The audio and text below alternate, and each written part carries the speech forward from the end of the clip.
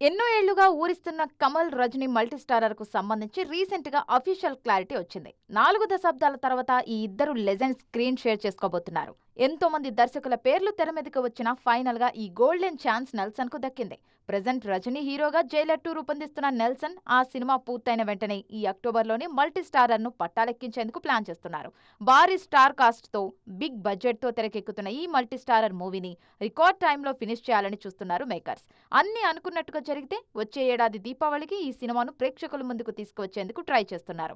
ఇంత హడావిడిగా సినిమాను పూర్తి చేయడం వెనుక మరో రీజన్ కూడా ఉంది.